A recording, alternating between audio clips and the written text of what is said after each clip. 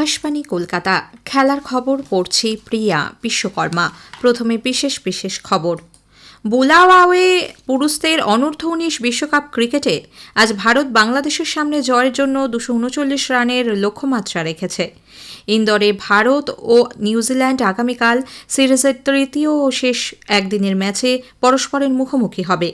Australia open tennis আগামীকাল মেলবোর্নে শুরু হচ্ছে। আসছে বিস্তারিত খবরে।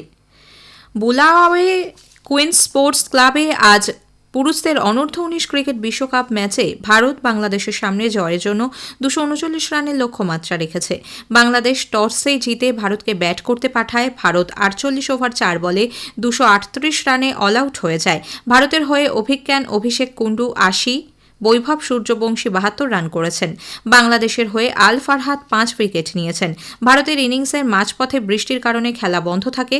বৃষ্টির পর খেলা শুরু হলে আম্পায়াররা ম্যাচ 49 ওভারের করার সিদ্ধান্ত নেন। বাংলাদেশ ব্যাট করতে নেমে এখনও পর্যন্ত 17 ওভার 2 বলে 2 উইকেট হারিয়ে 90 রান করেছে। বর্তমানে বৃষ্টির কারণে খেলা বন্ধ রয়েছে। মহিলাদের অনূর্ধ্ব-15 একদিনের ট্রফি ক্রিকেটে গতবারের বিজয়ী বাংলা সেমিফাইনালে উঠেছে। পুদুচেরিতে আজ কোয়ার্টার ফাইনালে বাংলা 8 উইকেটে রাজস্থানকে হারিয়ে দেয়। রাজস্থান প্রথমে ব্যাট করে 35 ওভারে 9 উইকেটে 153 রান করে। অধিনায়ক আরিক্তা মান্না 3টি উইকেট নিয়েছেন। জবাবে বাংলা 29 ওভারে 2 উইকেটে 154 রান তুলে নেয়। সাইলা সেনাপতি 65 রান করেছেন। সাইলা ম্যাচের সেরা হয়েছেন। সোমবার বাংলা সেমিফাইনালে মহারাষ্ট্রের বিরুদ্ধে খেলবে। ভারত আগামীকাল একদিনের ক্রিকেট সিরিজের তৃতীয় তথা শেষ ম্যাচে নিউজিল্যান্ডের মুখোমুখি হবে। ইন্দোরের হোলকার স্টেডিয়ামে খেলা শুরু হবে দুপুর 1টায়। দুই দলই একটি করে ম্যাচ জিতেছে, ফলে আগামীকালের ম্যাচ সিরিজের নির্ণায়ক ম্যাচ। আজ সাংবাদিক বৈঠকে ভারতের পেসার মোহাম্মদ সিরাজ জানান, দুটি ম্যাচেই দল ভালো ক্রিকেট খেলেছে। দ্বিতীয় ম্যাচে সুযোগ নষ্টের কারণে তারা পরাজয়ের সম্মুখীন হন। সেই ভুল থেকে তারা শিক্ষা নিতে চান।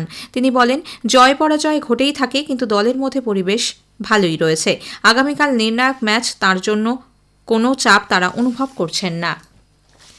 বেঙ্গালুরুর বিসিসিআই সেন্টার অফ এক্সেলেন্সে আগামীকাল বিজয় হাজারে ট্রফি একদিনের ক্রিকেটের ফাইনালে বিদর্ভ সৌরাষ্ট্রের মুখোমুখি হবে। খেলা শুরু হবে দুপুর 1টায়। প্রথম সেমিফাইনালে বিদর্ভ 6 উইকেটে কর্ণাটককে হারিয়ে দেয়। গতকাল দ্বিতীয় সেমিফাইনালে সৌরাষ্ট্র 9 উইকেটে পাঞ্জাবকে হারিয়ে দিয়েছে। সৌরাষ্ট্র চতুর্থবার ও বিদর্ভ দ্বিতীয়বার বিজয় হাজারে ট্রফির ফাইনালে উঠেছে।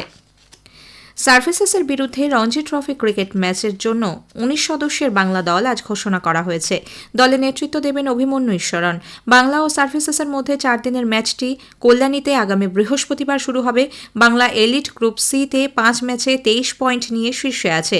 সমসংখ্যক ম্যাচে 19 পয়েন্ট নিয়ে দ্বিতীয় স্থানে রয়েছে সার্ভিসেস। 114তম অস্ট্রেলিয়ান ওপেন টেনিস টুর্নামেন্ট আগামীকাল মেলবোর্নে শুরু হচ্ছে, চলবে 1 ফেব্রুয়ারি পর্যন্ত।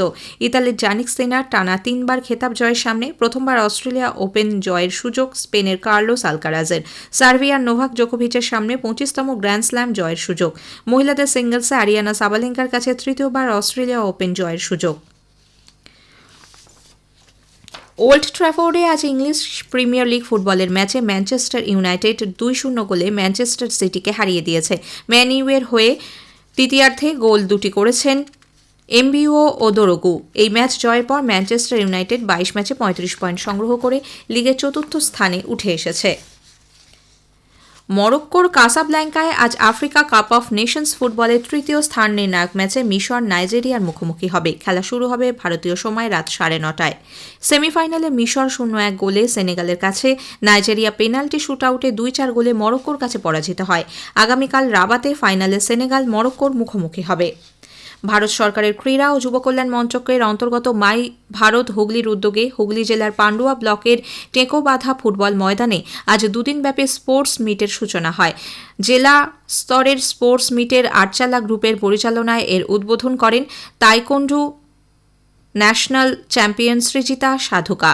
এছাড়া বিশেষ অতিথি হিসেবে আধিকারিক সৈকত মণ্ডল, হুগলি জেলা পরিষদের সদস্য মানস মজুমদার, ডাক্তার পার্থপ্রতিম দত্ত, শিক্ষক এবং প্রাক্তন খেলোয়াড় সৌমেন চ্যাটার্জি সহ বিশিষ্ট ব্যক্তিরা উপস্থিত ছিলেন।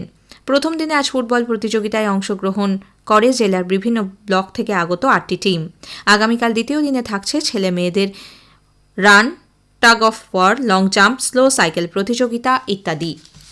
খেলার খবর শেষ হলো। এরপরের খবর রাত 10টায়।